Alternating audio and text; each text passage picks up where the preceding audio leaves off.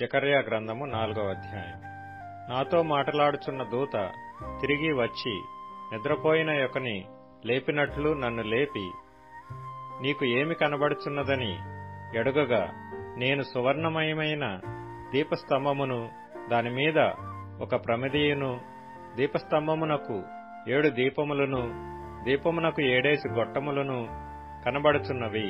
మరియు 2 ఒలీవ చెట్లు దీపస్తంభమునకు కుడి ప్రక్క ఒకటియు ఎడమ ప్రక్క ఒకటియు కనబడుచున్నవని చెప్పి, నా ఏలినవాడా, ఇదేమిటి అని నాతో మాటలాడుచున్న దూతనడిగితిని. నాతో మాటలాడుచున్న దూత, ఇదేమిటో నీకు తెలియదా అని నన్నడుగుగా, నేను నా ఏలినవాడా, నాకు తెలియదంటిని. అప్పుడతడు నాతో ఇట్లనెను, జెరుబ్బాబెలునకు ప్రత్యక్షమగు యెహోవా వాక్కు ఇదే. శక్తి చేతనైనను బలము చేతనైనను కాక నా ఆత్మ చేతనే ఇది జరుగునని సైన్యములకు అధిపతియగు యెహోవా సెలవిచ్చెను. గొప్ప పర్వతమా, జెరుబ్బాబెలును అడ్డగించుటకు నీవు ఏమాత్రపు దానవు? నీవు చదును భూమి వగుదువు. కృప కలుగునుగాక, కృప కలుగునుగాక అని జనులు కేకలు వేయగా, అతడు పైరాయి తీసుకొని పెట్టించును. యెహోవా వాక్కు మరలా నాకు ప్రత్యక్షమై ఇలాగు సెలవిచ్చెను, జెరుబ్బాబెలు చేతులు ఈ మందిరపు పునాది వేసియున్నవి, అతని చేతులు ముగించును.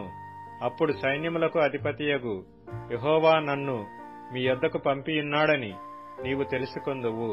కార్యములు అల్పములై యున్న కాలమును తృణీకరించిన వాడెవడు? లోకమంతటను సంచారము చేయు యెహోవా యొక్క 7 నేత్రములు జెరుబ్బాబెలు చేతిలో గుండు నూలుండుట చూచి సంతోషించును. దీపస్తంభమునకు ఇరుప్రక్కల నుండు ఈ 2 ఒలీవ చెట్లు ఏమిటి అనియు, 2 బంగారపు కొమ్ములలో నుండి సువర్ణ తైలమును కుమ్మరించు ఒలీవ చెట్లకున్న 2 కొమ్మలను ఏమిటివనియు నేనతని నడుగగా, అతడు నాతో, ఇవేమిటివని నీకు తెలియదా అనెను.